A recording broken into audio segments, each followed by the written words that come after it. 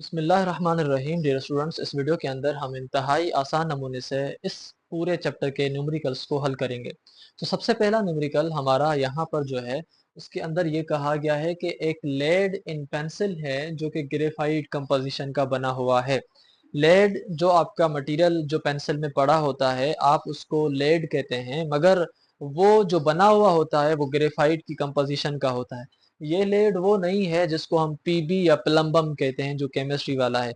ये लेड अलग से एक नाम है जिसको हम कहते हैं कि वो बना हुआ है ग्रेफाइट की कंपोजिशन का। अब उसके उसका जो यंग्स मॉड्यूलस है वैल्यू है वो 1.0 इंटू 10⁻⁹ न्यूटन पर मीटर स्क्वायर है। यानी कि उसकी जो स्ट्रेचिंग या उसकी जो एक्सटेंशन या उसकी जो डिफॉर्मेशन का जो वैल्यू है, जो उसका कांस्टेंट वैल्यू है, वो यंग्स मॉड्यूलस है और वो आपके पास 1.0 इंटू 10⁻⁹ न्यूटन पर मीटर स्क्वायर है। अब सवाल हमसे ये कह रहा है कि calculate the change in length.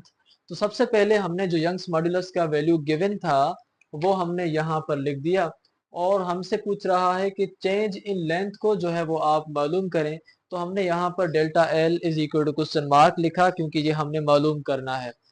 in a of the lead in an automatic pencil, if you tap it straight into the pencil with a force of 4.0 Newton. तो हमने फोर्स का जो है वैल्यू लिखा। उसके बाद जो लेड है वो जो उसका डायामीटर है वो 0.50 मिलीमीटर है, वो हमने डायामीटर लिखा। और जो मिली का मतलब है वो 10⁻³ है, वो हम लिखा और मीटर की जगह मीटर। और उसकी जो लेंथ है वो 60 मिलीमीटर लॉन्ग है वो।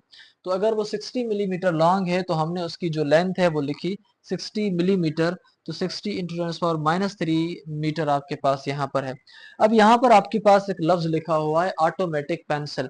अब इस ऑटोमेटिक पेंसिल का क्या मतलब है? इसका मतलब ये है कि आपके पास जो आम डेली लाइफ में पेंसिल मिलती हैं वो ऑटोमेटिक नहीं होती, क्योंकि उनके अंदर उनको शार्प करना पड़ता है। यानी कि आप उनको शार्प करते हैं, वो जो उसका गोरा होता है वो खत्म हो जाता है, फिर आप शार्प करते हैं। तो ये आपके पास एक नॉर्मल पेंसिल होती है।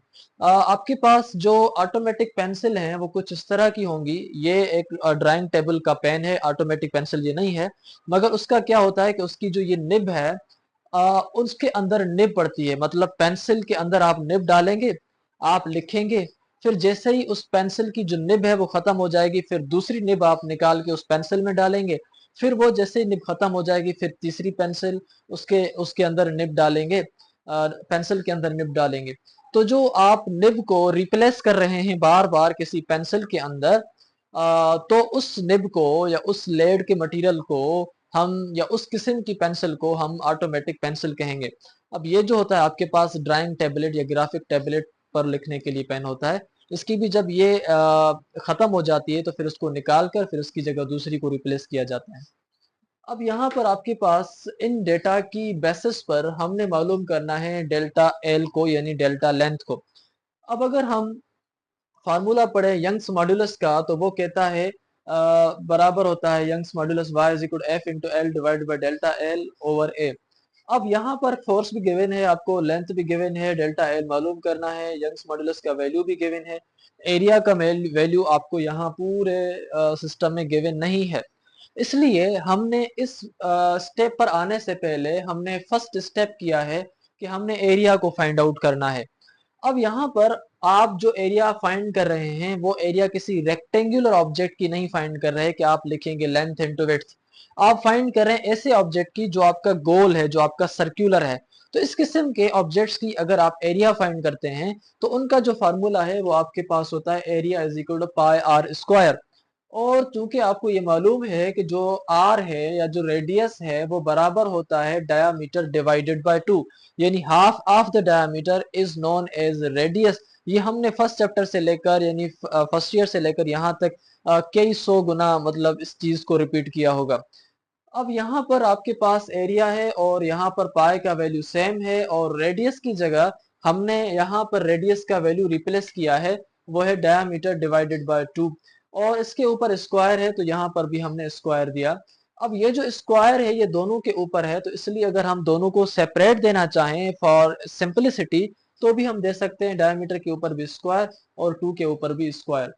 अब यहाँ पर अगर आप चलें तो एरिया का हमने वैल्यू लिखा सेम, पाई का जो वैल्यू है वो 3.14 और ब्रैकेट हमने दी, और डायमीटर का जो वैल्यू है जो आपने लिखा यहाँ पर 0.5 इंटू टेन पावर माइनस 3, तो आपने डायमीटर की जगह पर डायमीटर का वैल्यू लिखा। डायमीटर को स्क्वायर है, इसी वजह से आपने यहाँ पर भी स्क्वायर दिया। इस 2 के ऊपर स्क्वायर है तो आपने यहाँ पर भी स्क्वायर दिया। जैसे ही डायमीटर के इस पूरे वैल्यू का आपने स्क्वायर लिया तो आपको ये वैल्यू मिला, 2 को आपने स्क्वायर किया तो आपको 4 मिला। जब आपने इन दोनों टर्म्स को डिवाइड किया आपस में तो आपको वैल्यू मिला ये वाला, और जब आपने इस वैल्यू को इस वैल्यू के साथ मल्टीप्लाई किया यानी 3.14 के साथ तो आपको ये पूरा वैल्यू मिला। अब अगर आप इसको एक्सपोनेंशियल नोटेशन में लिखना चाहें तो हम क्या करते हैं कि इस पॉइंट को मूव करते हैं आगे, 1 2 3 4 5 6 7, यानी कि 1.1 के बाद हमने जब पॉइंट को रखा तो यानी पॉइंट हमारी 7 मरतबा शिफ्ट हुई है आगे की जानिब। तो इस हिसाब से 1.9625 × 10⁻⁷ एरिया का यूनिट मीटर स्क्वायर है, तो ये आपको एरिया का जो है वो वैल्यू अब मिल चुका है। अब आपके लिए आसानी है कि हम इस एरिया के वैल्यू को यहाँ पर यंग्स मॉड्यूलस में पुट करके हम डेल्टा एल का वैल्यू मालूम कर सकते हैं। देखें यंग्स मॉड्यूलस का जो हमने फार्मूला पढ़ा है वो है Young's modulus y is equal to stress divided by strain. Stress का फार्मूला वैसा ही है जैसा फार्मूला प्रेशर का है, और स्ट्रेन का फार्मूला वैसा ही है जैसा रेशो ऑफ द लेंथ मालूम करने का होता है। अब स्ट्रेस का फार्मूला हो गया फोर्स अपॉन एरिया, और स्ट्रेन का फार्मूला है डेल्टा एल यानी change in length divided by original length. किसी भी ऑब्जेक्ट में चेंज इन लेंथ कितनी आई उसको डिवाइड करें उसकी पहले ओरिजिनल लेंथ कितनी थी। तो ये आपके पास दोनों फार्मूले अब आ चुके। अब आपने इनको सिंप्लीफाई करना होता है। मैथमेटिक्स के अंदर अगर आपके पास ऐसी एक्सप्रेशन हो A B divided by C divided by D, तो जो नीचे वाला हिस्सा होगा चौथा नंबर वो आपका फर्स्ट वाले के साथ मल्टीप्लाई हो जाएगा, और ये जो दो बीच में होंगे ये आपस में मल्टीप्लाई होंगे। बिल्कुल इसी तरह एफ जो है वो आपका मल्टीप्लाई होगा एल एल के साथ, तो आपका हो गया एफ इंटू एल, और ये जो आपके बीच वाले हैं ये दोनों आपस में मल्टीप्लाई होंगे तो ये हो जाएंगे डेल्टा एल इंटू ए या ए इंटू डेल्टा एल। अब आपके पास ये चीजें हम ऑलरेडी करके आए हैं कि ये फार्मूलाज कैसे आए, हमने इनको कैसे ड्राइव किया, ये फार्मूलाज हमें क्या बताते हैं, ये सब चीजें हमने आसानी के साथ यंग्स मॉड्यूलस वाले टॉपिक में पढ़ाए हैं। अगर आप आसानी से इन न्यूमेरिकल्स को समझ पा रहे हैं, न्यूमेरिकल्स तो मुश्किल है, तो इस तरीके से आप जो आपके लेक्चर्स हैं जो हमारे टॉपिक्स में हमने उनको समझाया वो भी इंतहाई आसान नमूने से हम उनको समझाया है, उनको आप जरूर जरूर टच करें और उनको जरूर सुने इस चैनल के अंदर। तो यहाँ पर हमने फोर्स का जो वैल्यू है वो यहाँ से उठाया, वो है 4, तो हमने एफ की जगह लिखा 4। जो लेंथ का वैल्यू है वो हमने यहाँ पर देखा है वो है 60 इंटू टेन पावर माइनस 3, तो लेंथ की जगह हमने यहाँ पर लिखा 60 into ten power minus 3। Delta L हमने सेम लिखा, एरिया का जो वैल्यू हमने यहाँ पर अभी फाइंड किया वो हमने यहाँ पर लिखा सेम, और y का जो वैल्यू है वो हमने यहाँ पर गिवन है तो वो हमने यहाँ पर लिखा है। जस्ट हमने अब रिप्लेस करने हैं वैल्यूज को। अब यहाँ पर आप देख सकते हैं कि डेल्टा एल को हम क्या करेंगे वो इस तरफ लेके आएंगे, और ये जो वैल्यू है हम उसको इस तरफ लेके जाएंगे, क्योंकि डिवाइड वाला वैल्यू बराबर की दूसरी तरफ मल्टीप्लाई हो जाएगा, मल्टीप्लाई वाला वैल्यू बराबर की दूसरी तरफ डिवाइड हो जाएगा। तो जब इन दोनों को आपस में रिप्लेस किया तो अब आपके पास वैल्यू हो चुका है delta L is equal to 0.424। कैसे आया, जब आपने इन दोनों को मल्टीप्लाई किया तो आपको वैल्यू मिला 0.24। उसके बाद आपने यहाँ पर ये इधर इस तरफ ले आए तो 1 into ten power 9 into multiply आपने इस पूरे वैल्यू के साथ किया, तो अब आपके पास ये वैल्यू मिला इन दोनों को मल्टीप्लाई करने के बाद 196.25, और 0.24 आपका ऑलरेडी गिवन है। जब आपने इन दोनों को डिवाइड किया जो कि आपकी ये दोनों वैल्यूज हैं तो आपको ये वैल्यू मिला है। और अब आप इसको एक्सपोनेंशियल नोटेशन में अगर कन्वर्ट करना चाहें तो आप कैसे करेंगे, आप इस पॉइंट को आगे लेके जाएंगे 1 टाइम 2 टाइम 3 टाइम, तो जब आपने पॉइंट इस तरफ 3 मरतबा शिफ्ट की तो अब आपके पास मिला 1.222 इंटू टेन पावर माइनस 3, क्योंकि आपने पॉइंट को 3 मरतबा शिफ्ट किया है। और जब आपके पास 10 पावर माइनस 3 हो तो आप उसको मिली लिख सकते हैं, जिस तरह हम यहाँ पर मिली को रिप्लेस कर रहे थे 10 पावर माइनस 3 में, इसी तरीके से आप 10 पावर माइनस 3 को रिप्लेस कर सकते हैं मिली में। तो जहां पर 10 पावर माइनस 3 आया हमने उसको अब लिखा है मिली, तो अब आपके पास जो डेल्टा एल यानी चेंज इन लेंथ आई उसके अंदर वो कितनी आई है, लेड की पेंसिल के अंदर वो 1.22 मिलीमीटर आई है। आई होप को आपको यहाँ तक जो न्यूमेरिकल 1 है वो जरूर समझ आ चुका। अब हम चलते हैं न्यूमेरिकल 2 की जानिब। डियर स्टूडेंट्स, यहाँ पर हमारे पास जो न्यूमेरिकल 2 है उसके अंदर ये कहा गया है कि एक वायर है जिसकी जो लेंथ है वो 2.2 मीटर है। इसलिए हमने डेटा के अंदर लिखा कि लेंथ इज इक्वल 2.2 मीटर। वो लॉन्ग है, लॉन्ग जो भी चीज होती है तो मतलब वो उसकी लेंथ होती है। एंड 2.25 मिलीमीटर इन डायामीटर, तो इसका मतलब जो हमें डायामीटर गिवन है वो 2.25 मिलीमीटर गिवन है। और मिलीमीटर को हम लिखते हैं 10⁻⁻³ तो इसलिए हम डेटा को उस उधर ही मॉडिफाई करते जाएंगे ताकि हमें बाद में कोई मसला ना हो या हम भूल ना जाएं। तो 2.2 इंटू 10⁻⁻³ और मीटर की जगह मीटर और मिली की जगह -3। उसके बाद क्या है, when stretched by a weight of 8.8 kilogram, जब उस वायर को जिसकी इतनी लेंथ है और जिसका इतना डायमीटर है हम उसको खींच रहे हैं कितने वेट से, वो वेट है 8.8 किलोग्राम। अब आप कहेंगे कि ये वेट है तो आपने इसको एम क्यों लिखा है, आप यहाँ पर डब्ल्यू लिखते। तो ये लिखा हुआ है 8.8 किलोग्राम। तो किलोग्राम जो यूनिट है वो मास का यूनिट है, भले इसके साथ वेट लिखा हुआ है लेकिन हमने इसके साथ एम लिखा, वो 8.8 किलोग्राम है। जब हमने इतने वजन के साथ उसको खींचा तो क्या हुआ, its length has been increased by 0.25 millimetre.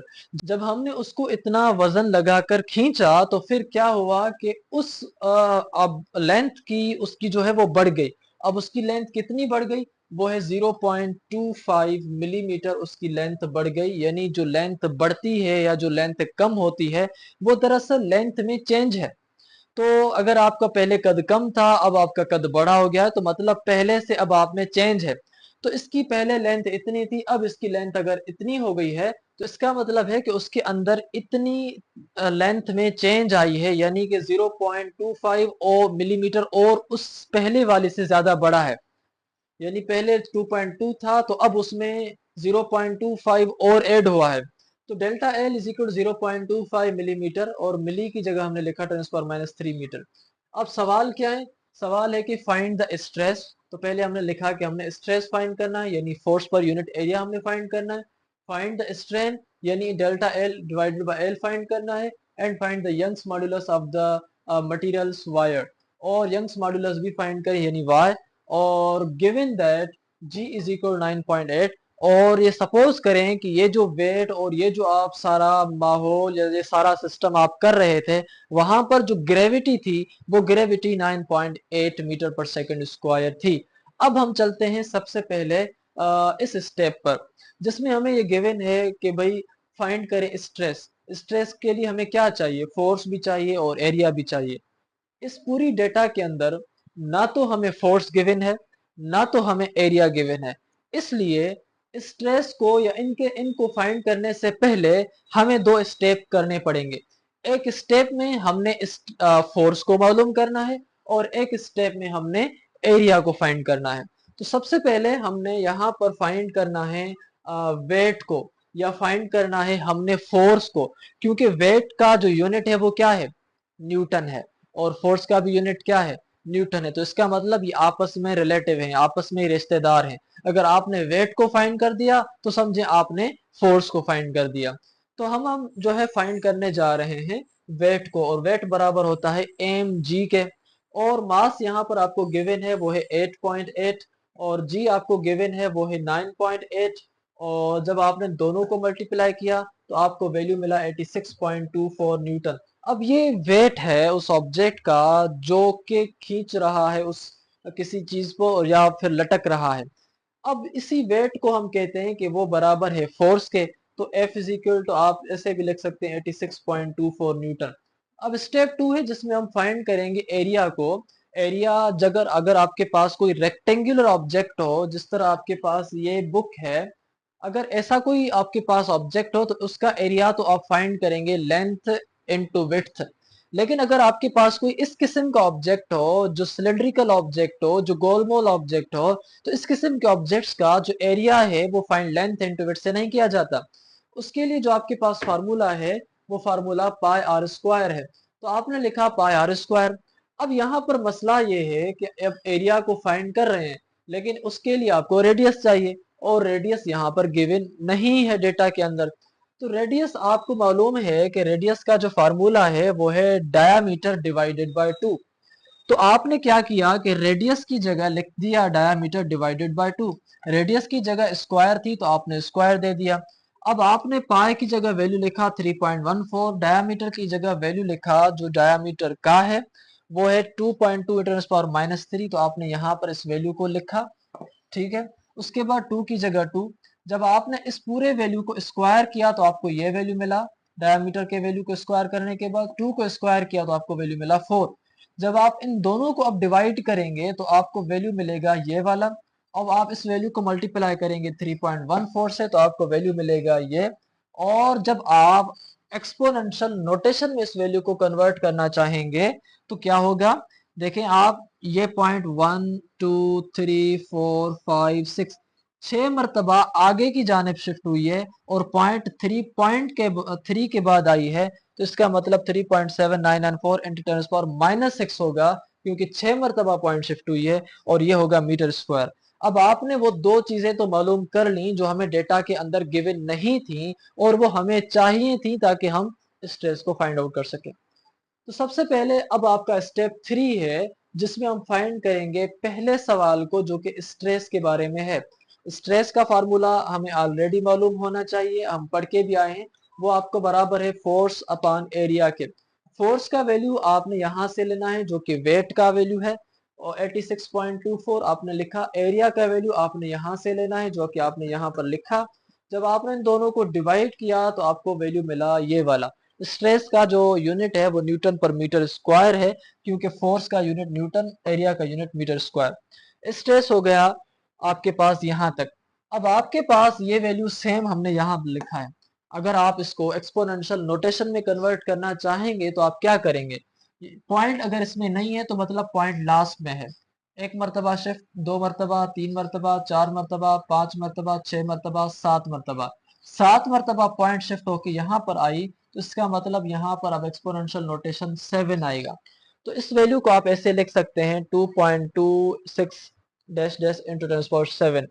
अब अगर आप इसको राउंड ऑफ करें, यानी राउंड ऑफ में क्या होता है कि हम दूसरे वैल्यूज को कैंसिल आउट करते जाते हैं और लास्ट में हम 2 या 3 वैल्यूज बचाते हैं। तो हमने अगर राउंड ऑफ किया तो हमें वैल्यू बचा 2.2 × 7 न्यूटन पर मीटर स्क्वायर। अब अगर आपको राउंड ऑफ नहीं आ रहा तो हमने क्लास 11 की फिजिक्स के पहले चैप्टर्स के अंदर इंतहाई आसान नमूने से राउंड ऑफ को भी समझाया हुआ है, आप वहां पर इन लेक्चर्स को जरूर देखें।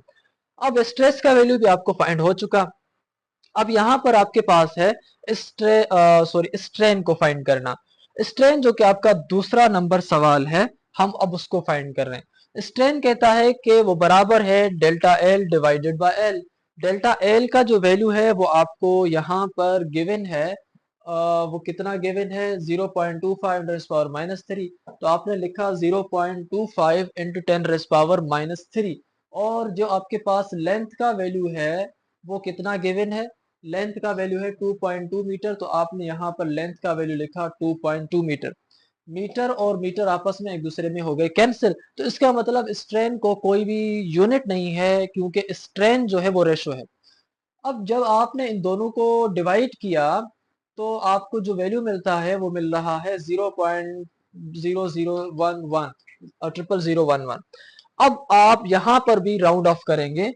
इस पॉइंट को 1 मरतबा, 2 मरतबा, 3 मरतबा, चौथा मरतबा जब आपने शिफ्ट किया तो इसका मतलब ये हुआ कि 10⁻⁻4 आएगा। तो स्ट्रेन का जो वैल्यू है अब आपके पास बचा 1.1 × 10⁻⁻4। कोई भी इसके साथ यूनिट नहीं है क्योंकि ये स्ट्रेन रेशो है। स्टेप 5 आपके पास है जो कि आपका यहाँ पर तीसरा क्वेश्चन है, वो है फाइंड करना यंग्स मॉड्यूलस को। अब आप फाइंड कर रहे हैं यंग्स मॉड्यूलस को और यंग्स मॉड्यूलस स्ट्रेस और स्ट्रेन का रेशो है। तो stress divided by strain, stress का आपके पास जो आंसर आया वो आप यहाँ पर लिखें, स्ट्रेन का जो आंसर आया वो आप यहाँ पर लिखें। जब आपकी ये पहले आप क्या कर रहे हैं कि जो पावर के अलावा वैल्यू है आप उनको दोनों को डिवाइड करें। 2.2 को आपने डिवाइड किया 1.1 के साथ तो आपको वैल्यू मिला 2 और ये 10⁻7 बचा। और जब नीचे वाला पावर ऊपर आता है तो वो हो जाता है प्लस का, तो ये हो गया 7 + 4, 7 + 4 हो जाता है 11। तो 2 इंटू 10⁻11 न्यूटन पर मीटर स्क्वायर, ये यंग्स मॉड्यूलस का जो है वो आंसर है। अब आपको अगर समझ आया सही नमूने से तो हमारे चैनल को अपने दोस्तों के साथ जरूर कमेंट करें और साथ में हमें कमेंट भी करें ताकि हमें मालूम हो कि आपको कैसे समझ आया। डियर स्टूडेंट्स, यहाँ पर जो न्यूमेरिकल नंबर 3 है उसके अंदर ये कहा गया है कि एक फार्मर है जो कि जूस बना रहा है और वो क्या कर रहा है कि गिलास बोतल को भर रहा है उसकी चोटी तक, यानी कि उसके किनारों तक, यानी ब्रिम तक उसको भर रहा है। फिर उसने क्या किया कि इस गिलास को चोटी तक या उसके किनारों तक भरने के बाद उसको कैप कर दिया, यानी उसके ऊपर ढक्कन दे दिया। फिर क्या हुआ कि जैसे ही जूस जो है वो एक्सपेंड हुआ। एक्सपेंड क्यों हुआ? क्योंकि जूस कुछ टाइम के बाद गर्म हुआ, तो गर्म होने के बाद चीजें एक्सपेंड होती हैं। तो एक्सपेंड होने के बाद क्या हुआ कि ये जो जूस टाइटली कैप किया था उस फार्मर ने, अब ये कैप थोड़ी थोड़ी ऊपर चलती जा रही है क्योंकि ये जूस अब एक्सपेंड हो रहा है। अब ये कैप या ये जूस कितना एक्सपेंड हुआ है? वो हमें कह रहा है कि तकरीबन 0.2% उस रिलेटिव स्पेस के हिसाब से बढ़ा है। यानी अगर इसकी स्पेस 10 है तो उस हिसाब से 0.2% जो ये कैप है इसकी ऊपर गई है, या ये जो जूस है ये एक्सपेंड हुआ है। उसको इसने इसमें ऐसे भी लिखा है delta we divided bye original volume is equal two into 10⁻³ जो कि हमने यहाँ पर लिखा। उसके बाद ये कह रहा है कि calculate the normal force exerted by the juice पर स्क्वायर सेंटीमीटर। अब इसको समझें थोड़ा। कह रहा है कि normal force exerted by the juice पर स्क्वायर सेंटीमीटर। स्क्वायर सेंटीमीटर जो यूनिट होता है वो होता है एरिया का। इसका मतलब ये कह रहा है कि फाइंड करें फोर्स पर यूनिट एरिया। तो फोर्स पर यूनिट एरिया का मतलब है प्रेशर। तो इसका मतलब ये हमसे प्रेशर फाइंड आउट करना चाह रहा है। तो इसलिए हमने यहाँ पर लिखा कि delta P is equal what in newton पर सेंटीमीटर स्क्वायर, क्योंकि वो कह रहा है फोर्स पर सेंटीमीटर स्क्वायर में मुझे वैल्यू चाहिए।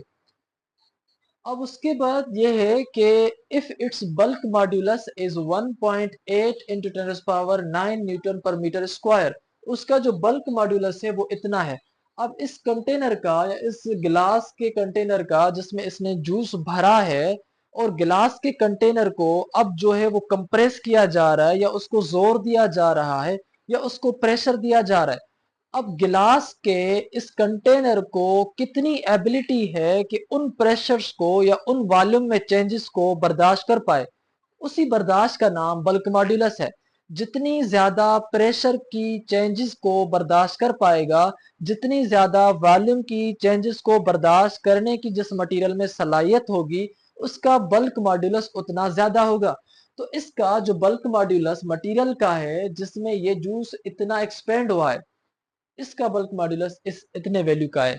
अब सवाल ये है कि आप अज्यूम करें कि बोतल भी ब्रेक नहीं हो रही, फिर आप जो है वो इसका प्रेशर फाइंड करें। देखें डेल्टा पी का जो हमारे पास वैल्यू है यहाँ पर फाइंड आउट करने का, प्रेशर फाइंड करने का, वो है bulk modulus into delta V over V. ये वैल्यूज और ये फार्मूलाज हम ऑलरेडी ड्राइव करके आए हैं। अगर आपको मालूम नहीं पड़ रहा कि ये कैसे फार्मूलेज आ रहे हैं और कहाँ से आ रहे हैं, तो आप हमारे उन थियोरेटिकल वीडियोस को जरूर देखें, क्योंकि उनके बाद, उनको समझने के बाद, उनको देखने के बाद आपको किसी भी किस्म का कोई भी क्लू या कोई भी जो है डाउट नहीं रहेगा कि ये चीजें कैसे काम कर रही हैं। तो बहरहाल हमने ये फार्मूला लिखा। अब हमने जस्ट वैल्यूज को पुट करना है। बल्क मॉड्यूलस के वैल्यू को हमने यहाँ पर लिखा, जो कि यहाँ हमने गिवन गिवन है हमारे पास। डेल्टा वी ओवर वी इस पूरे वैल्यू का, पूरे टर्म का हमें कंबाइंड वैल्यू है 2 इंटू 10⁻³ तो हमने वो इसकी जगह लिखा। अब यहाँ पर हम ये टेक्निक बहुत मर्तबा अप्लाई किए हुए आ रहे हैं कि भाई जो भी आपके पास पावर के अलावा वाले वैल्यूज हैं आप उनको साथ में लिखें, जैसे आपने यहाँ पर अभी लिखा साथ, और ये जो पावर वाले वैल्यूज हैं आप उनको साथ में लिखें। फिर आप जब ये नॉन पावर वाले वैल्यूज हैं आप उनको मल्टीप्लाई करें पहले, फिर इनके जो बेसिस हैं वो सेम है तो इनके क्या होंगे, पावर्स ऐड होंगे। तो 9 प्लस इंटू माइनस माइनस तो -3 यानी एड ही हुआ। तो 3.6 इंटू 10⁻³ अब ये जो आपके पास वैल्यू आया वो आया 10⁻6। ये वैल्यू आया है न्यूटन पर मीटर स्क्वायर में चेंज इन प्रेशर का, ये डेल्टा पी का। आपको जो वैल्यू चाहिए डेल्टा पी का वो चाहिए force exerted by the juice पर स्क्वायर सेंटीमीटर। पर स्क्वायर सेंटीमीटर, तो मतलब पर स्क्वायर मीटर नहीं है, पर स्क्वायर सेंटीमीटर है। इसलिए आपने क्या करना पड़ेगा कि न्यूटन पर मीटर स्क्वायर को कन्वर्ट करेंगे न्यूटन पर सेंटीमीटर स्क्वायर में। आपने ये वैल्यू यहां तक लिखा सेम न्यूटन का।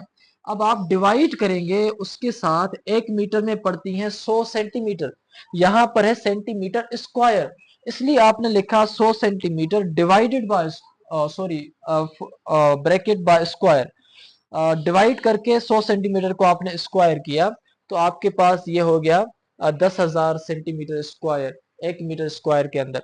जब आपने अब इन वैल्यूज को आपस में, या ये जो वैल्यू है आप अगर इसको एक्सपोनेंशियल नोटेशन में लिखना चाहें तो आप इस वैल्यू को ऐसे लिख सकते हैं 1×4। 3.6 को जब आपने डिवाइड किया 1 के साथ तो आपको वैल्यू मिला ये, और ये जो बेस है और इसका बेस सेम है तो पावर्स डिवाइड में है तो माइनस होंगे, तो 4 जब नीचे वाला ऊपर जाएगा तो ये हो जाएगा माइनस का। 6 - 4 डिवाइड आपका बराबर आएगा 2 के। तो 3.6 × 10⁻² बता रहा है कि ये जो पॉइंट है इसको आप आगे 2 मरतबा शिफ्ट करें ताकि हम इस एक्सपोनेंशियल नोटेशन को खत्म करें। तो अगर हम 3 पॉइंट अगर यहाँ पर है तो ये हो जाएगा पॉइंट, एक मैंने शिफ्ट की ये हो जाएगा 10⁻1, एक मैंने शिफ्ट होगी तो ये हो जाएगा 10⁻0 यानी खत्म हो जाएगा। तो ये पॉइंट आपकी यहाँ तक आ चुकी है 360, और लास्ट में पॉइंट देने का कोई जवाब नहीं बनता, कोई फायदा नहीं होता। जिनके भी लास्ट में पॉइंट, जिनको भी पॉइंट नहीं होती मतलब उनको लास्ट में पॉइंट होती है। तो ये आपका जो जवाब है वो डेल्टा पी का 360 इंटू न्यूटन पर सेंटीमीटर स्क्वायर है। ये जो आपका आंसर है ये वेरीफाइड आंसर है, और ये मुख्तलिफ इंटरनेट और सोर्सेज से हमने वेरीफाई भी किया हुआ है कि इस सवाल का जो एक्यूरेट जवाब है वो यही है। आई होप कि आपको यहाँ तक आसानी से ये चीजें समझ आई। डियर स्टूडेंट्स, यहाँ पर हमारे पास जो न्यूमेरिकल नंबर 4 है उसके अंदर ये कहा गया है कि एक इलास्टिक लिमिट कापर की जो है वो 1.5 इंटू 10⁸ न्यूटन पर मीटर स्क्वायर है। ये एक कापर की वायर है जिसको हमने हैंग किया हुआ है, और इस कापर वायर की जो इलास्टिक लिमिट है, जो उसकी लचक की लिमिट है, वो इतनी है। अगर इतनी न्यूटन फोर्स से हमने इस कापर वायर को ज्यादा स्ट्रेच किया, या ज्यादा उसको खींचा, या ज्यादा उसको स्ट्रेच किया, तो ये कॉपर वायर अपनी इलास्टिक लिमिट खो बैठेगी। लेकिन ये सपोज करें कि इसकी इलास्टिक लिमिट अगर इतनी है तो अपनी इलास्टिक लिमिट के अंदर ही हमने इसको स्ट्रेच किया हुआ है। If it is to be stretched by a load of 10 kilogram, अगर इस कॉपर की वायर के साथ हम 10 किलोग्राम का वजन लगाते हैं, फिर वजन लगाने के बाद ये स्ट्रेच होती है, और वो स्ट्रेच अपनी इलास्टिक लिमिट के अंदर ही होती है, इलास्टिक लिमिट को क्रॉस नहीं करती है। और फिर आप जो है वो फाइंड करें इस डायामीटर इस वायर का, इसकी इलास्टिक लिमिट इतनी है, इसके साथ हमने इतना मास अटैच किया है। अब आप इसकी जो है वो फाइंड करें इलास्टिक लिमिट, और यहाँ पर आप ये चीज सपोज करें या ये चीज कंसीडर करें कि इसकी इलास्टिक लिमिट अब हमने जो है इसकी जाया नहीं की, ये अभी तक जो स्ट्रेच हुआ हुआ है ये स्ट्रेच अपनी इलास्टिक लिमिट के अंदर है। तो फिर आप इस वायर का, जो कि ये कॉपर की वायर है, इसका आप जो है वो डायामीटर फाइंड करें।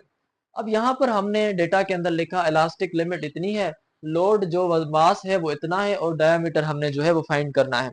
सबसे पहली चीज यहाँ पर मैं आपको बताऊं कि यहाँ पर जो इस कॉपर की इलास्टिक लिमिट है, दरअसल ये इसकी यहाँ पर स्ट्रेस है, क्योंकि इलास्टिक लिमिट ये बताती है कि ज्यादा से ज्यादा स्ट्रेस कितनी ये बर्दाश्त कर सकती है। तो इसका मतलब अगर कोई ये बताए कि इसकी हद ये है, तो इसका मतलब ये हुआ कि इसकी आखिरी स्ट्रेस ये है, इसकी आखिरी वो पॉइंट जो आखिरी स्ट्रेस को बर्दाश्त करने की है, वो ये वैल्यू है कॉपर का। तो इसलिए अगर कोई आपको कहे कि भाई इसकी जो इलास्टिक लिमिट है वो इतनी है, तो मतलब ये कि स्ट्रेस का आखिरी वैल्यू जो ये कॉपर बर्दाश्त कर सकती है वो 1.5 इंटू 10⁸ न्यूटन पर मीटर स्क्वायर है।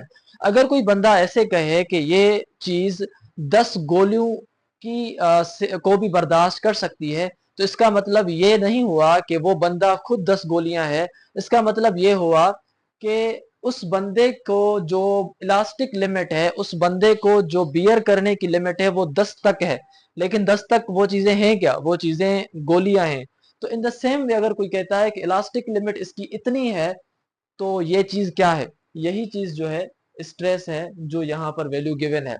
तो यहाँ पर बात ये बताना चाहता हूं कि जो सिंबल स्ट्रेस की यहाँ पर हम देंगे, वही सिंबल हम इलास्टिक लिमिट की देंगे। जो सिंबल या जो फार्मूला हम इलास्टिक लिमिट का हम यहाँ पर लिखेंगे, वही फार्मूला हम यहाँ पर स्ट्रेस का भी लिखेंगे। तो इसीलिए हमने यहाँ पर जो लिखा है कि भाई elastic limit is equal to force upon A, दरअसल ये स्ट्रेस का भी फार्मूला यही है, फोर्स अपॉन ए। लेकिन यहाँ पर जाने से पहले आपको फोर्स का वैल्यू होना चाहिए, तभी आप जो है वो एरिया फाइंड कर सकेंगे। इसलिए हम इस स्टेप पर जाने से पहले हम फाइंड करते हैं फोर्स, और वो फोर्स हम फाइंड करेंगे with the help of weight. तो वेट का हम फार्मूला ऑलरेडी पढ़ के आए हैं कि वो फार्मूला है W is equal to mg।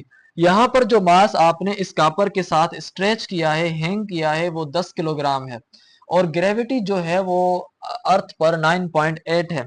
जब आपने इन दोनों को मल्टीप्लाई किया तो वेट आपको मिला 98। वेट का भी जो यूनिट है वो न्यूटन है, और फोर्स का भी जो यूनिट है वो न्यूटन है।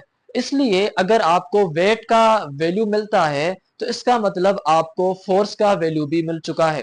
तो इसलिए हमने यहाँ पर, क्योंकि वेट जो है वो एक किस्म की ग्रेविटेशनल फोर्स है, तो ग्रेविटेशनल फोर्स के बराबर हमने किया है वेट को। तो अब वेट बराबर हो चुका है एफ, और एफ बराबर अब हो गई है 98 न्यूटन के।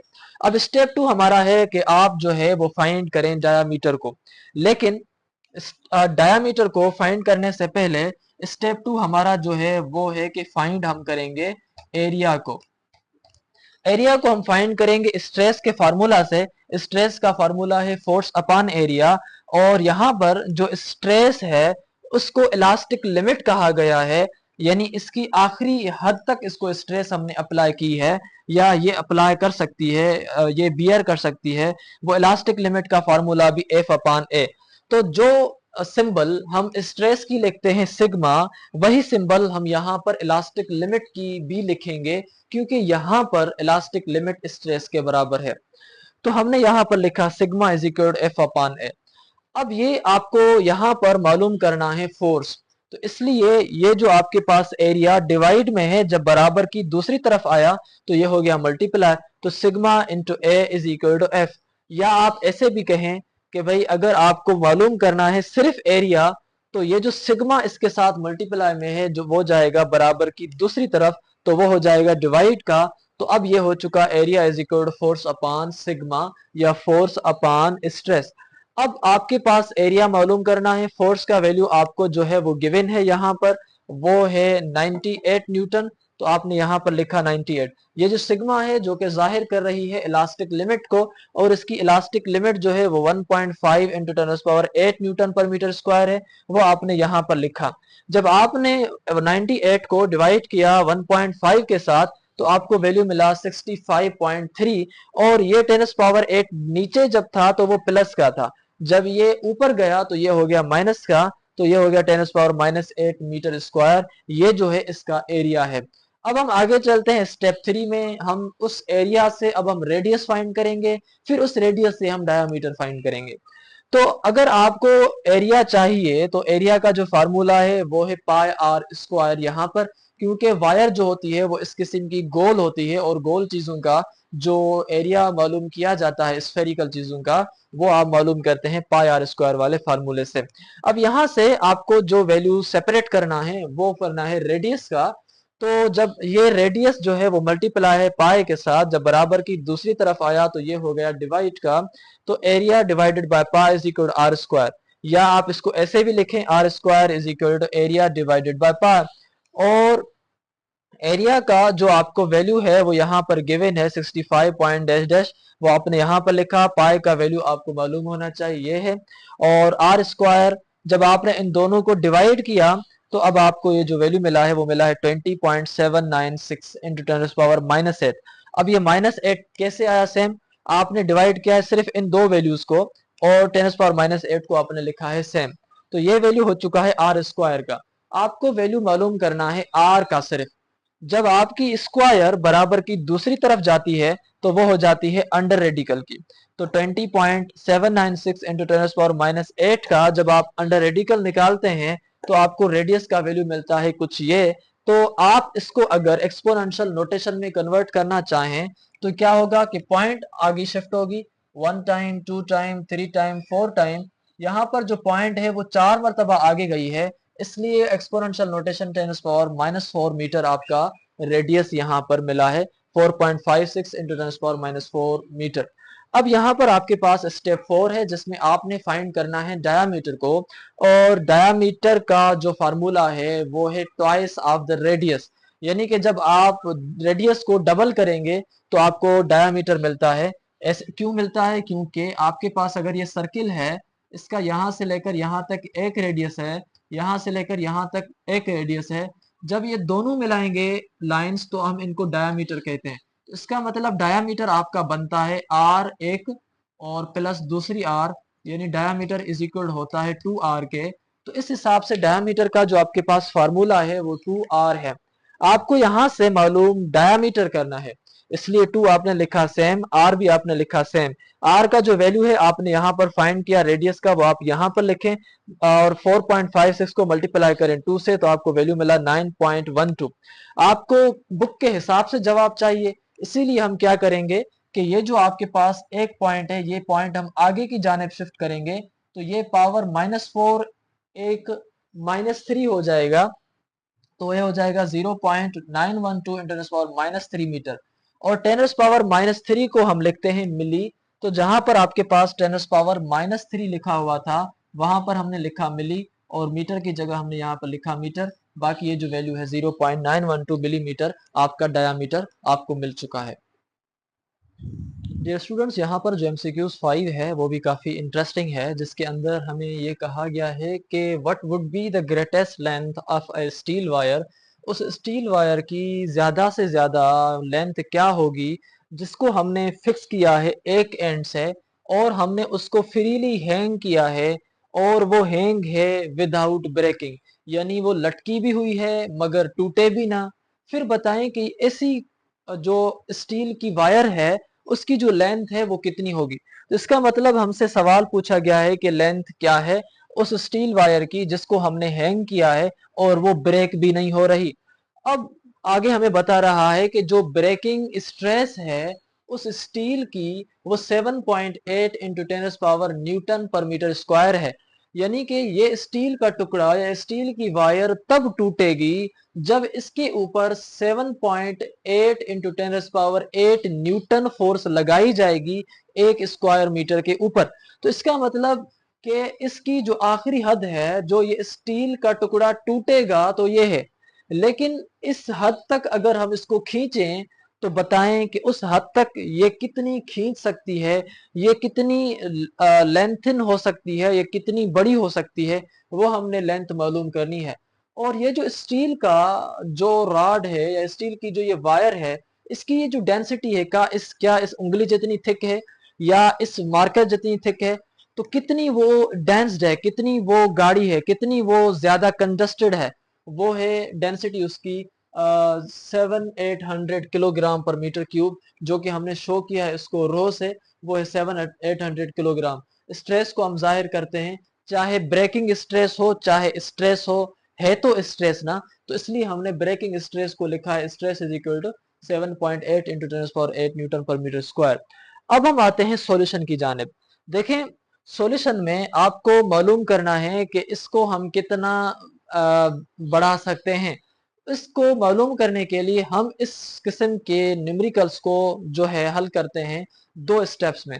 पहला स्टेप जिसमें हम फाइंड करेंगे फोर्स या वेट, जब ये आपका टुकड़ा लटका हुआ है तो ये कितना इसके ऊपर वेट लग रहा है। तो सबसे पहली चीज तो हम फोर्स फाइंड कर रहे हैं, W is equal to mg।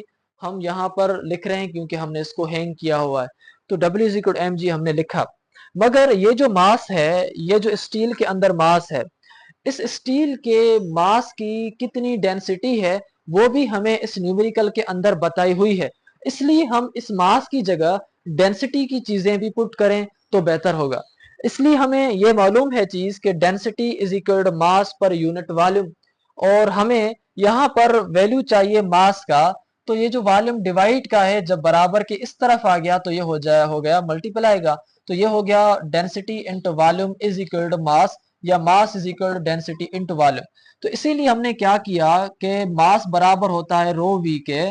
तो जहां पर मास लिखा हुआ था वहां पर हमने लिखा रो इंटू वी, और जहां पर जी लिखा हुआ था वहां पर हमने लिखा सिंपल जी। तो W is equal to rho V into G है। मगर यहाँ पर एक और भी चीज है कि ये जो आपके पास वायर है, इसको जो वॉल्यूम है वो वॉल्यूम आपका एरिया में एक हिस्सा है, और दूसरा उसको एक लेंथ भी है।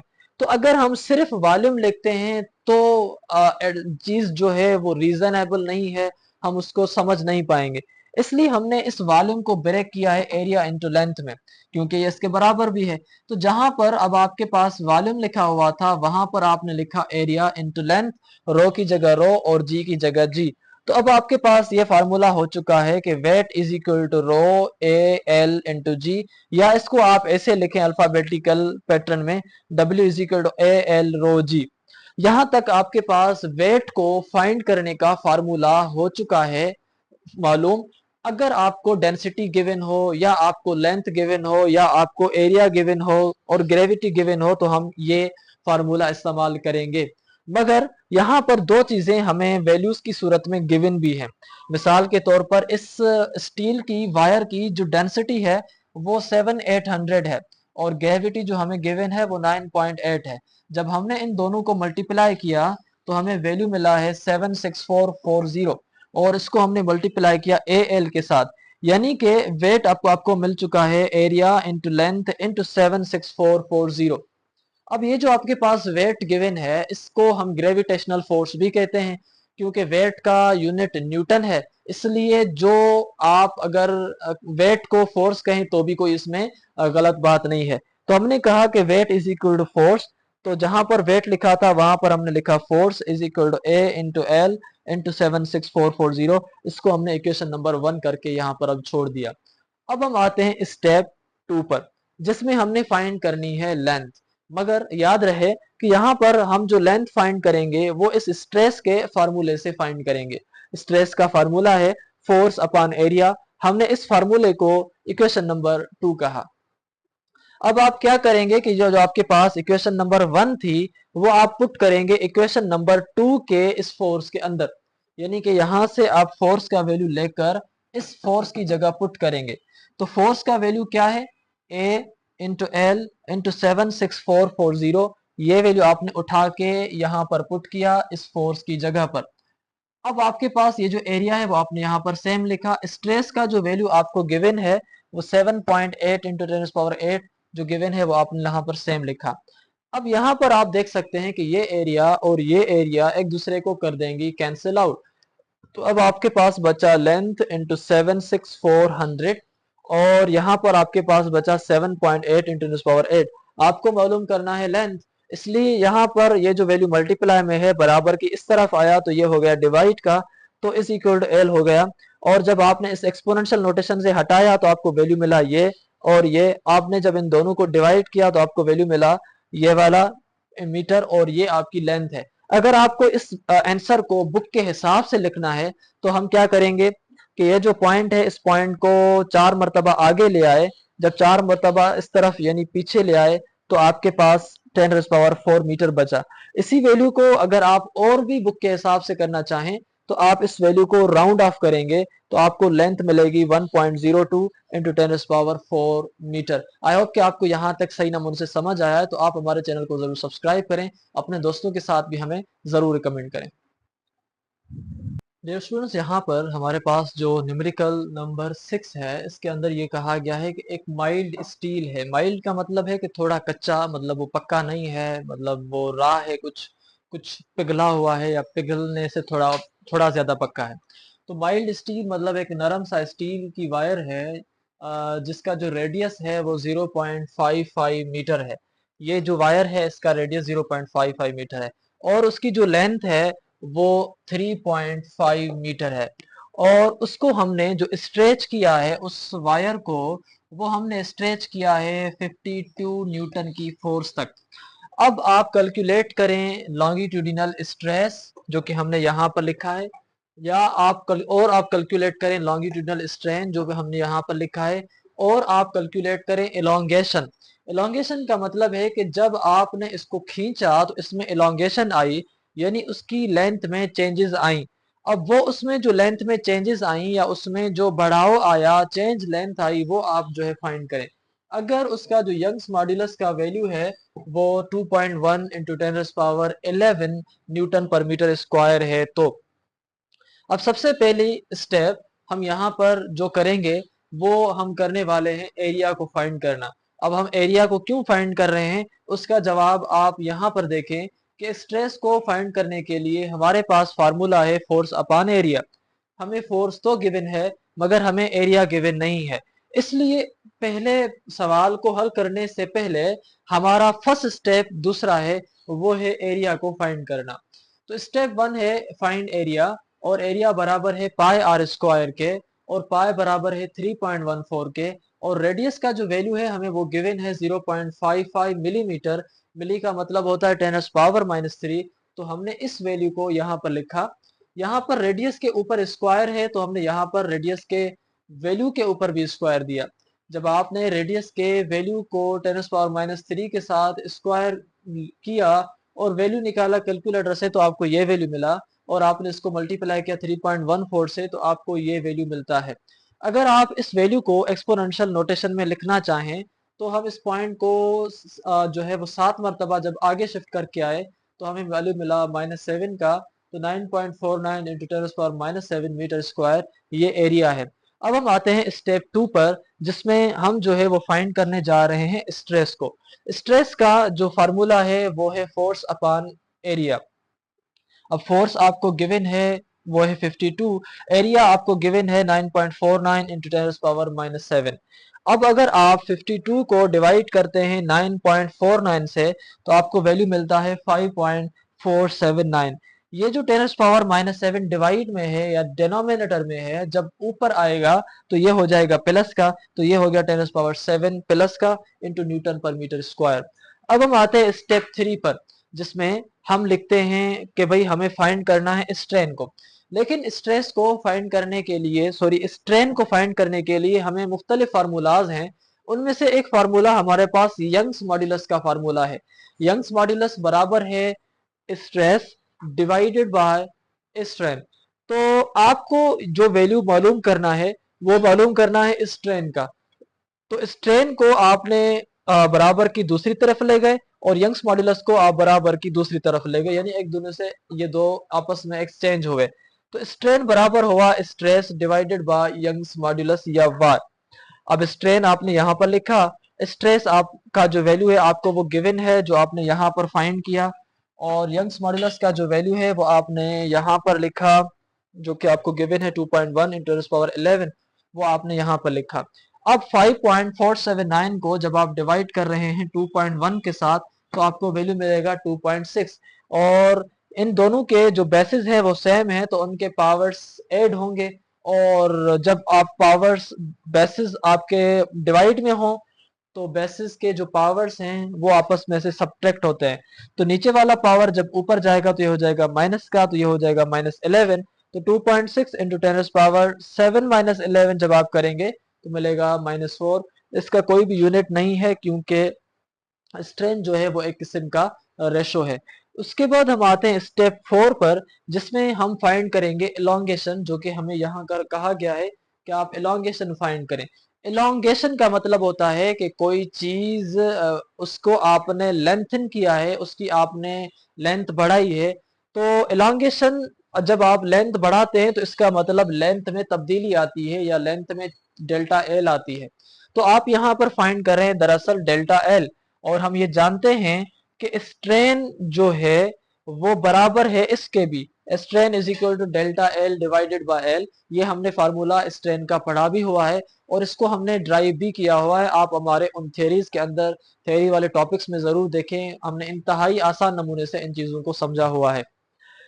अब आपको यहाँ पर जो चीज मालूम करनी है वो है डेल्टा एल। इसलिए ये जो एल डिवाइड में यहाँ पर है जब बराबर की दूसरी तरफ गई तो वो हो गई है मल्टीप्लाई की। तो बराबर के दूसरे तरफ जाने से जब मल्टीप्लाई हो गई स्ट्रेन के साथ, तो अब आपको डेल्टा एल का वैल्यू मिला है स्ट्रेन मल्टीप्लाइड बाय एल। तो delta L is equal to 2.6 into 10⁻⁴। ये स्ट्रेन का वैल्यू है जो आपने यहाँ पर निकाला, वो आपने यहाँ स्ट्रेन की जगह पर लिखा। एल का जो वैल्यू है वो आपके पास जो गिवन है वो यहाँ पर गिवन है 3.5, या आप यहाँ पर देखें वो आपको गिवन है 3.5, तो वो आपने यहाँ पर लिखा 3.5। जब आप 3.5 को 2.6 के साथ मल्टीप्लाई करेंगे तो आपको वैल्यू मिलेगा 9.1 इंटू 10⁻⁴। तो डेल्टा एल का ये वैल्यू है। अब ये जवाब भी सही है, मगर आपको जवाब चाहिए बुक के हिसाब से, तो इसलिए आप क्या करेंगे कि ये जो पॉइंट है 9 के बाद, इसको आप आगे शिफ्ट करें, यानी 9 से पहले। तो जब आप इसको आगे शिफ्ट करेंगे तो -4 हो जाएगी -3, तो ये हो जाएगा 0.91 इंटू 10⁻³ मीटर। और 10⁻³ को हम कहते हैं मिली, तो इसलिए जहां पर 10⁻³ लिखा था वहां पर आपने लिखा मिली, और यहाँ पर भी आपने लिखा मीटर। तो delta L is equal to 0.91 millimetre. यानी कि इस जो आपके पास स्टील की वायर है, इसमें जो एलोंगेशन आई है, इसमें जो ड्रैग आई है, इसमें जो चेंज इन लेंथ आई है, वो 0.91 मिलीमीटर है। डियर स्टूडेंट्स, अब हम डिस्कस करेंगे न्यूमेरिकल नंबर 7, जिसके अंदर हमें ये कहा गया है कि calculate the change in volume. यानी कि हमने जो मालूम करनी है चीज वो है delta V. Change in volume हमने कैलकुलेट करना है किसका, of a lead block of volume 1.3 metre cube. एक लेड का ब्लॉक है जो कि उसका ओरिजिनल वॉल्यूम 1.3 मीटर क्यूब है, यानी जो उसका वी है वो 1.3 मीटर क्यूब है। Subjected to a pressure of 12 atmosphere, उसके ब्लॉक के ऊपर प्रेशर लगाया गया है, और वो प्रेशर जो है वो 12 एटमॉस्फेयर का है। And also calculate the compressibility of the lead, और उसके साथ साथ आप कंप्रेसिबिलिटी भी उस लेड की कैलकुलेट करें। और कंप्रेसिबिलिटी का मतलब ये है कि उसको हम कितना कंप्रेस कर सकते हैं, वो भी आप हमें बताएं। और जो given the bulk modulus as B is equal to 80 into 10⁹ newton पर मीटर स्क्वायर, इसका जो बल्क मॉड्यूलस है, इसका जो कंप्रेसिबिलिटी को रोकने की जो इसके अंदर सलाहियत है वो कितनी है, वो इस इतने वैल्यू तक की है। अब आप जो है, जब इसके ऊपर प्रेशर लगाया गया, 1.3 मीटर क्यूब के वॉल्यूम में चेंजेस आई, और वो चेंजेस डेल्टा वी हैं, और वो डेल्टा वी कितनी है वो हमने जो है मालूम करनी है। और जब हम इसको कंप्रेस कर रहे थे, तो कंप्रेस करने को जो रुकावट है वो तो इतनी है, लेकिन कंप्रेस ये हुई कितनी, इसके अंदर कंप्रेसिबिलिटी कितनी आ सकती है, वो आपने जो है मालूम करनी है। यहाँ पर आपको 12 एटमॉस्फेयर प्रेशर गिवन है। अब डेटा के अंदर ही आप इसको जस्टिफाई या इसको आप जो है वो सॉल्व कर लें, क्योंकि बाद में ताकि हम जब सॉल्यूशन में वैल्यूज पुट करें तो हमें वहां पर कन्वर्जन्स की जरूरत ना पड़े ज्यादा, वो या सारी चीजें यहाँ ही मतलब आपकी सॉल्व की हुई हों। तो 12 एटमॉस्फेयर, जो एटमॉस्फेयर है वो आपका यूनिट इन एम के सिस्टम वाले यूनिट से नहीं मिल रहा, या इन एसआई यूनिट्स में नहीं है। इसलिए आप एटमॉस्फेयर को कन्वर्ट करते हैं पास्कल में, या उसको कन्वर्ट करते हैं न्यूटन पर मीटर स्क्वायर में, क्योंकि पास्कल भी ऐसा यूनिट है, और वो ऐसा यूनिट न्यूटन पर मीटर स्क्वायर का बना है। और एक एटमॉस्फेयर के अंदर 101,325 पास्कल या 325 न्यूटन पर मीटर स्क्वायर होते हैं। और 12 को जब आप मल्टीप्लाई करेंगे तो आपको ये वैल्यू मिलेगा, और ये प्रेशर का वैल्यू न्यूटन पर मीटर स्क्वायर में या पास्कल में गिवन है, और ये ऐसा यूनिट है, मीटर क्यूब है, या ये जो न्यूटन पर मीटर स्क्वायर है। यहाँ पर न्यूटन पर मीटर स्क्वायर हो और यहाँ पर एटमॉस्फेयर हो, तो मतलब जो यूनिट्स की जब एक जैसे नहीं होते तो वो कैलकुलेशन फिर सही नहीं होती। अब हम आते हैं सॉल्यूशन की तरफ। सॉल्यूशन में हमारा जो स्टेप 1 है, जिसके अंदर हम फाइंड करेंगे डेल्टा वी को, जो कि हमसे पूछा भी जा रहा है कि डेल्टा वी को फाइंड करें। अब हम ये जानते हैं कि बल्क मॉड्यूलस के टॉपिक के अंदर हमने इस फार्मूले को इंतहाई आसान लफ्जों में समझा भी, इंतहाई आसान लफ्जों में पढ़ा भी, और इंतहाई आसान तरीके से हमने इसको ड्राइव भी किया। वो फार्मूला है B is equal to minus delta P over delta V over V. अब आपको ये चीज मालूम होनी चाहिए कि जब अगर आपके पास ऐसा कोई वैल्यू हो a divided by b divided by c, तो ये जो c होगी ये ऊपर वाली a के साथ मल्टीप्लाई होगी, ये हो जाएगी ac divided by b। In the same way ये आपके पास a b c, तो ये जो डिवाइड वाला होगा, डिवाइड से भी डिवाइड वाला जो होगा वो आपका मल्टीप्लाई होता है इसके साथ। तो अब आपका ये हो गया delta P into V divided by delta V आपके पास बचा। ये माइनस सेम, ये माइनस सेम और यहाँ भी माइनस सेम। अब आपके पास जो वैल्यू मालूम करना है वो मालूम करना है डेल्टा वी का, ना कि बी का। इसलिए आप क्या करेंगे, इन दोनों वैल्यूज को आपस में करेंगे इंटरचेंज, ये जाएगा इधर, ये जाएगा इधर। तो अब आपके पास b आ गया डेल्टा v की जगह और डेल्टा v गया b की जगह। तो delta v is equal to minus delta p into V divided by b। अब डेल्टा p का जो आपके पास वैल्यू है वो आपको यहाँ पर गिवन है, ये p का वैल्यू है। आप इसको डेल्टा p भी कह सकते हैं। p का वैल्यू आप डेल्टा p की जगह अगर पुट करें तो भी कोई इशू नहीं है। तो आपने जब इसकी जगह ये वैल्यू पुट किया और वॉल्यूम की जगह आपको जो वैल्यू गिवन है वो 1.3 मीटर क्यूब है, वो आपने यहाँ पर लिखा। बल्क मॉड्यूलस का जो वैल्यू गिवन है वो 80 इंटू 10⁻⁹ वो आपने यहाँ पर लिखा। अब आप क्या करेंगे कि आप इन दोनों ऊपर वाले वैल्यूज को करेंगे आपस में मल्टीप्लाई। तो आपको वैल्यू मिला ये वाला और ये जो नीचे वाला वैल्यू है वो आपने लिखा सेम। अब जब आप इन दोनों को डिवाइड करेंगे तो डिवाइड करने से आपको जो वैल्यू मिल रहा है वो ये वैल्यू है। जब आपने इस वैल्यू को 80 के साथ डिवाइड किया तो आपको ये वैल्यू मिला। 10⁻⁹ डिवाइड में है, जब ये वैल्यू ऊपर गया तो ये 10⁻⁹ हुआ। कैलकुलेटर में आप इस वैल्यू को और डिवाइड करेंगे 80 के साथ, बस। बाकी ये जो है ये आप खुद समझ लें कि इसको जब आप ऊपर लेके जाएंगे तो 10⁻⁹ का हो जाएगा। अब पॉइंट है यहाँ पर, आप जब इस पॉइंट को आगे शिफ्ट करके आएंगे इस तरफ, नंबर्स के हिसाब से इसको पीछे शिफ्ट करके आएंगे, तो कितना मर्तबा शिफ्ट हुआ है, 4 मर्तबा पीछे की जानिब शिफ्ट हुआ है। तो जितना मर्तबा आगे शिफ्ट हुआ तो इसका मतलब पॉइंट आपकी जो पहुंची है अब वो इस 1 पर पहुंची है। तो इस हिसाब से जो पावर आगे आ गया हमारा वो +4 हो गया। तो 9 + 4 हम करेंगे तो आपको बचेगा -5। तो इस हिसाब से डेल्टा वी का जो वैल्यू आपके पास आया वो 1.97 डैश डैश इंटू पावर -5 है। अब हम इसको अगर बुक के हिसाब से निकालना चाहते हैं तो हम इसको राउंड ऑफ करेंगे। तो राउंड ऑफ करने से हमें जो वैल्यू मिलेगा वो मिलेगा 1.97 इंटू पावर -5 मीटर क्यूब। अगर आपको ये चीजें समझ नहीं आ रही कि राउंड ऑफ कैसे किया जाता है और इनको पावर्स में कैसे कन्वर्ट किया जाता है, तो फर्स्ट ईयर के पहले चैप्टर के अंदर हमने इन चीजों को कवर किया हुआ है। आप वहां पर जाकर उन चीजों को जरूर देखें। अब उसके बाद यहाँ पर जो हमारा स्टेप 2 है वो है कि हम फाइंड करेंगे कंप्रेसिबिलिटी को, और वो कंप्रेसिबिलिटी को शो करते हम कैसे। ये चीज भी हमने वहां पर बल्क मॉड्यूलस वाले टॉपिक के अंदर पढ़ी थी कि compressibility is inversely proportional to the bulk modulus. Bulk modulus ये बताता है कि कोई चीज कितनी रुकावट दे रही है कंप्रेशन को। यानी कि अगर मैं इसको कंप्रेस कर रहा हूं तो कंप्रेशन को जितनी ज्यादा रुकावट ये पेन देगी, मैं कहूंगा कि उतनी ज्यादा उसका बल्क मॉड्यूलस है। तो मतलब कि बल्क मॉड्यूलस ये रेजिस्टेंस देता है कंप्रेशन को।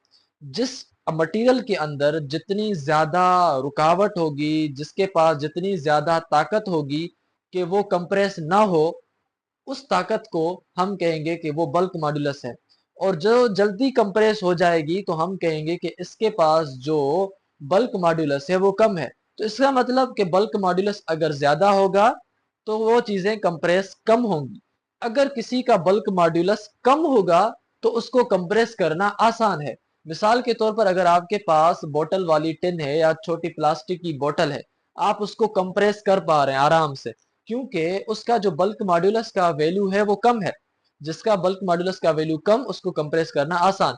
इसी तरह अगर आपके पास अभी स्टील का गिलास हो, आप उसको अपने हाथों से कंप्रेस करना चाहें, या स्टील की बोतल हो, आप उसको अपने हाथ से कंप्रेस करना चाहेंगे तो वो कंप्रेस नहीं होगी, क्योंकि उस स्टील के गिलास की जो बल्क मॉड्यूलस का वैल्यू है वो ज्यादा है।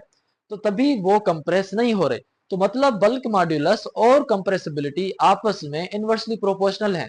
तो जो चीजें इनवर्सली प्रोपोर्शनल होती हैं तो हम उनको इस तरह लिखते हैं कि भाई compressibility inversely proportional to bulk modulus, या आप इससे लिखें कि K is equal to 1/B। तो अब आपके पास ये फार्मूला है। अब हमने क्या करना है कि B की जगह पर इस बल्क मॉड्यूलस के वैल्यू को रिप्लेस करना है, जो कि यहाँ हमें गिवन है वो 80 इंटू 10⁹ न्यूटन पर मीटर स्क्वायर है। यहाँ डेटा में भी हमें गिवन है।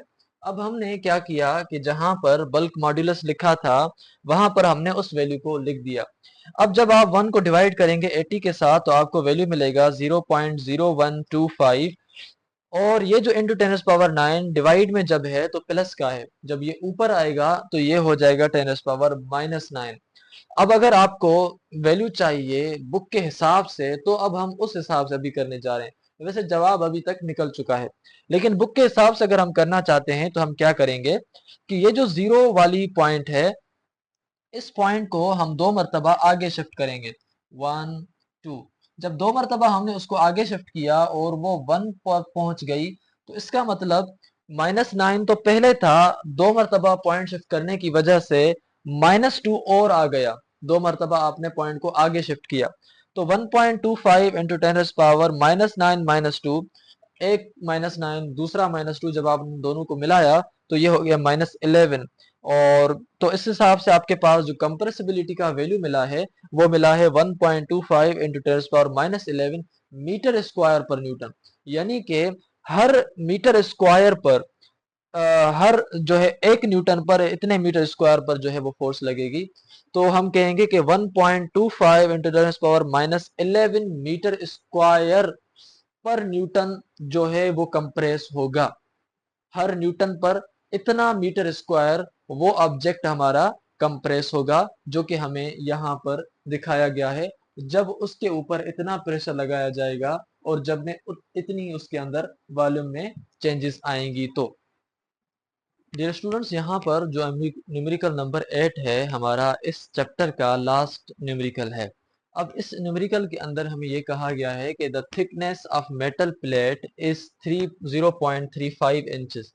फर्ज करें कि ये एक मेटल प्लेट है, इसकी ये जो थिकनेस है कि कितनी ये थिक है वो है 0.35 इंचेस। और उसके बाद it's drilled to have a hole of radius 0.8 inches. उसको हमने ड्रिल किया और उसके अंदर एक होल निकाला और वो होल है 0.08 इंचेस का। If the shear strength is 4 into 10⁻⁴ pounds पर इंच स्क्वायर, अगर उसकी जो shear स्ट्रेंथ है उसको यानी हम बिगाड़ना चाह रहे हैं और वो नहीं बिगड़ रही, और उसकी जो वो स्ट्रेंथ है वो स्ट्रेंथ 4 इंटू 10⁻⁴ पाउंड्स पर इंच स्क्वायर है, यानी फोर्स पर मीटर स्क्वायर। उसके बाद determine the force needed to make that hole. अब इस होल को बनाने के लिए जिसकी शियर स्ट्रेंथ इतनी है और जिसकी थिकनेस इतनी है, इसके अंदर अगर आप होल बनाना चाह रहे हैं इतने रेडियस का, तो मुझे बताएं कि उसके ऊपर हमने जो फोर्स लगानी होगी वो कितनी लगानी चाहिए। अब यहाँ पर डेटा के अंदर हमने जो थिकनेस का वैल्यू है वो लिखा, वो 0.35 इंचेस है। रेडियस का वैल्यू हमने लिखा वो 0.08 इंचेस है। शेयर स्ट्रेंथ का जो वैल्यू है वो हमने यहाँ पर लिखा और हमसे मालूम कर रहा है फोर्स। लेकिन यहाँ पर एक और भी चीज आप नोट करें कि जो भी वैल्यूज आपको गिवन है इंचेस में, पाउंड्स पर इंच स्क्वायर में गिवन है, तो इसका मतलब ये पूरा आपका न्यूमेरिकल एफपीएस सिस्टम पर होगा। यानी कि यहाँ पर कोई मीटर स्क्वायर नहीं है इंचेस की जगह, या जहां पर पाउंड लिखा है यहाँ पर फोर्स नहीं है, क्योंकि फोर्स का जो यूनिट है वो एफपीएस सिस्टम में पाउंड है।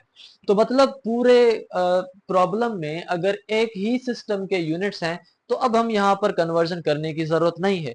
अगर एक जगह मीटर लिखा होता, एक जगह इंच लिखा होता, एक जगह कोई दूसरी चीज लिखी होती तो फिर हम कन्वर्जन करते। तो यहाँ पर हमें कन्वर्जन की जरूरत बहरहाल नहीं है। तो सबसे पहले हम आते हैं सॉल्यूशन में, जिसमें हमारा जो पहला स्टेप है वो हमने फाइंड करना है शियर स्ट्रेस को, जो कि हमारे पास फोर्स है। शियर स्ट्रेंथ जो है उसके बाद आपको जो मालूम करनी होगी इस फोर्स को मालूम करने के लिए, तो वो शियर स्ट्रेस है। वो शियर स्ट्रेस वो फोर्स है जो आप इसके ऊपर लगाएंगे वो इसके अंदर होल निकालेगी। वो शियर स्ट्रेस बराबर है फोर्स अपॉन एरिया के। आपको यहाँ पर एरिया मालूम नहीं है, इसलिए इसको पहला स्टेप हम नहीं कहेंगे। पहला स्टेप हम फाइंड करेंगे कि भाई हम एरिया पहले फाइंड करके आए, कि हम जानते हैं कि जो एरिया है वो बराबर है सरकमफेरेंस इनटू थिकनेस के। जब आपको थिकनेस गिवन हो तो फिर एरिया का फार्मूला हम ये लिखेंगे, area is equal to circumference into thickness. और area is equal to C into T भी आप लिख सकते हैं। Area is equal to 2 pi R into T, क्योंकि सरकमफेरेंस आपका बराबर होता है 2 पाई आर के, तो आपने यहाँ पर लिखा 2 पाई आर और थिकनेस की जगह टी आपने लिखा सेम। अब आपने वैल्यूज को करना है पुट, 2 की जगह 2, पाई की जगह 3.14, रेडियस की जगह 0.08 इंचेस आपने लिखा, और थिकनेस की जगह आप जो है वो लिखेंगे 0.35। जब आपने मल्टीप्लाई किया सबको तो आपको वैल्यू मिला 0.1758, और राउंड ऑफ किया तो 8 5 से बड़ा है तो वो आगे वाले वैल्यू को 1 देगा, तो ये हो जाएगा 0.176 इंचेस स्क्वायर। इसको हम राउंड ऑफ कहते हैं, और राउंड ऑफ से आपको 5 8 से जवाब जो मिला वो मिला 0.176 इंचेस स्क्वायर। यहाँ पर मीटर स्क्वायर होना चाहिए था, लेकिन मीटर स्क्वायर में हमें वैल्यू मीटर में गिवन नहीं है, तो मीटर स्क्वायर क्यों होगा? इंचेस में वैल्यू गिवन है तो इंचेस स्क्वायर होगा। अब इंचेस स्क्वायर को हम शॉर्ट फॉर्म में लिखते हैं आई कैपिटल इन स्क्वायर। उसके बाद यहाँ पर फाइंड करनी है हमने फोर्स, और फोर्स को फाइंड करने के लिए स्ट्रेस का फार्मूला है फोर्स अपॉन एरिया। हमने मालूम जो चीज करनी है वो मालूम करना है फोर्स को, इसलिए हम यहाँ पर शियर स्ट्रेस को जाहिर करते हैं टा से, is equal to F upon A यहाँ पर डिवाइड में है, जब इस साइड आया हो तो हो जाएगा मल्टीप्लाई का, तो फोर्स इज इक्वल टू टा इंटू एरिया, यहाँ पे से लिखें फोर्स इज इक्वल टू टा इंटू एरिया। अब यहाँ पर आपके पास जो फोर्स है वो आपने लिखा सेम, टा का यानी शियर स्ट्रेस का जो वैल्यू है वो आपने लिखा ये वाला जो कि गिवन है 4 इंटू 10⁴, और एरिया का जो वैल्यू गिवन है वो आपको यहाँ पर 0.176 गिवन है वो आपने लिखा। अब आप क्या करेंगे, 0.176 को मल्टीप्लाई करेंगे 4 के साथ सिर्फ, तो जब आपने मल्टीप्लाई किया तो आपको वैल्यू मिला 0.704। ये वैल्यू सेम यहाँ पर आपने लिखा इंटू 10⁴। आपको आंसर ये भी है मगर बुक के हिसाब से आंसर चाहिए, इसलिए अब हम क्या करेंगे कि ये जो पॉइंट आपकी जीरो से पहले है इस पॉइंट को हम एक मर्तबा आगे शिफ्ट करेंगे, तो क्या हो जाएगा 4 में से एक पावर माइनस हो जाएगा, क्योंकि पॉइंट को जब आप आगे शिफ्ट करेंगे तो जितना मर्तबा आगे शिफ्ट करेंगे उतना मर्तबा पावर आपका माइनस होता जाएगा, तो 4 में से जब -1 हुआ तो आपका पावर बचा 3। तो अब आपके पास बचा है F इज इक्वल 7.04 इंटू 10⁻3। अगर इस पॉइंट के बाद 04 को ना लिखें तो भी कोई इशू नहीं है, अगर नहीं लिखेंगे तो अभी आप लिख सकते हैं 7 इंटू 10⁻3। ये एलबीएस का मतलब है पाउंड, तो यह आपके पास F is equal 7 into 10⁻3 pound. हमारे पास एक टीचर होता था जो जिसका नाम था लाल बख्श सोहो, तो वो ये कहता था कि अगर आप को मेरा नाम याद न रहे तो आप ये यूनिट पढ़ लिया करें जो कि आपके पास एलबीएस है, तो आप मुझे जरूर याद कर लेंगे। तो आज जब भी हम ये यूनिट पढ़ते हैं तो हमें उनका जो नाम है वो याद आ जाता है, वो है एलबीएस यानी लाल बख्श सोहो। लेकिन यहाँ पर फिजिक्स के अंदर हम इसको कहते हैं कि भाई ये फोर्स का यूनिट है। आई होप आपने वक्तन फवक्तन अपने दोस्तों के साथ हमारे चैनल को इस जरूर रिकमेंड किया होगा। मिलेंगे नए वीडियो में, तब तक दीजिएगा इजाजत। अल्लाह हाफिज।